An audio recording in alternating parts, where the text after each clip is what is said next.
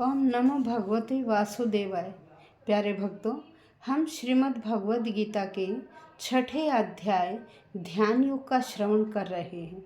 श्लोक संख्या 30 तक श्रवण कर चुके हैं। आज हम श्लोक संख्या 31 का श्रवण करेंगे।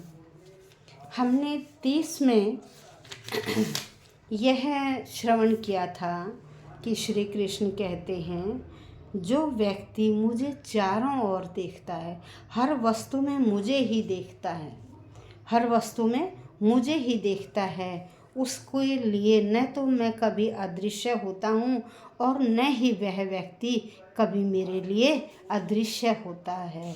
क्योंकि वह जो कृष्ण भावना भावित व्यक्ति है या जो आध्यात्मिक व्यक्ति है, उसे चारों ओर हर वस्तु में मैं दिखाई देता हूँ और मुझे भी हर चीज़ में चारों ओर वह व्यक्ति ही दिखाई देता है। मेरी आँखों से कभी भी वह ओझल नहीं होता। तो आज हम श्लोक संख्या 31 का श्रवण करेंगे। यहाँ भी श्री कृष्ण यही बता रहे हैं कि जो व्यक्ति हर चीज़ में मुझे देखता है, मैं भी हर वक्त उस व्यक्ति को देखता हूँ और वह हमेशा मुझ में ही स्थित रहता है। कोई भी कार्य करता है मुझे सुपुर्द करता है, कहीं भी देखता है मुझे ही देखता है, आदि आदि। सर्वभूतस्थितं यो माम भजत्य एकत्वम आस्थितः सर्वथा वर्तमानोपि स योगी मयि वर्तते। शब्दशः अर्थ देखिए। सर्वभूत स्थितम, सभी प्राणियों के हृदय में स्थित यह जो माम मुझको भजती भजता है। भाई मैं हर व्यक्ति के हृदय में स्थित हूँ। जो व्यक्ति मुझे भजता है, अपने हृदय के अंदर मुझे देखता है, भजती मेरी भक्ति करता है, मेरी भक्ति पूर्वक सेवा करता है, एकत्वम मुझ में और अपने आप में वो तादात्म्य स्थापित कर लेता है कि कुछ भी अलग नहीं है, दोनों एक ही हैं। भक्त भी और भगवान भी यह एक ही है। इन दोनों में वो तादात्म्य स्थापित कर लेता है, आस्थित स्थित कर लेता है, स्थित हो जाता है। सर्वथा सभी प्रकार से वर्तमान है अपि, वर्तमान होता उपस्थित। जो चीज़ हमें वर्तमान में सामने दिखाई दे रही वो वर्तमान।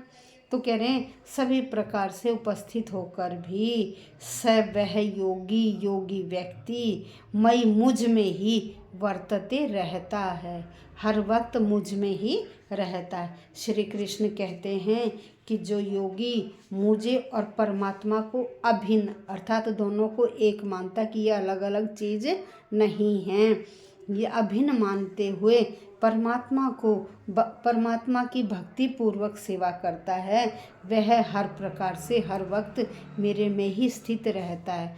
कुछ व्यक्ति क्या करते हैं, योगी जो हैं वो परमात्मा का ध्यान करते हैं और अपने अंतःकरण में क्या बना लेते हैं कि विष्णु की आकृति कैसी है, विष्णु के पास क्या शंख है, गदा है, चक्र है, कमल पुष्प हैं, इस प्रकार की आकृति क्या है, विष्णु की है। और वह विष्णु ही क्या है, भगवान है। विष्णु और भगवान या विष्णु और कृष्ण भिन्न भिन्न नहीं हैं। वह परमात्मा को अपने हृदय में ही स्थित देखता है, इसलिए वह अपने और उस परमात्मा में कोई अंतर नहीं समझता।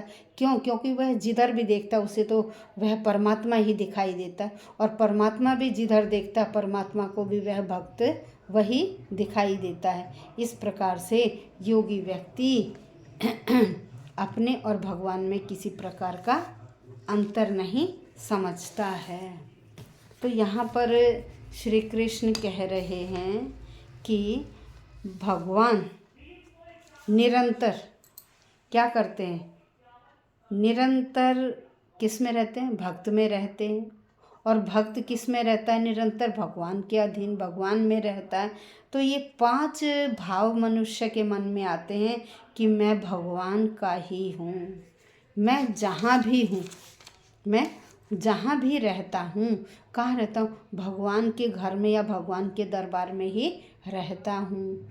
फिर और क्या सोचता है कि मैं जो भी काम करता हूँ वो भगवान का ही काम करता हूँ। फिर क्या सोचता है कि जो मैं खा रहा हूँ, जो प्रसाद पा रहा हूँ, वो भगवान का ही प्रसाद पा रहा हूँ। क्यों? क्योंकि भगवान के दिए गए प्रसाद से मैं क्या करता हूँ, और भक्तजनों की सेवा करता हूँ। ये सारी चीज़ें मुझे किससे मिलती? भगवान से मिलती हैं, और मैं फिर औरों की उस सेवा करता हूँ।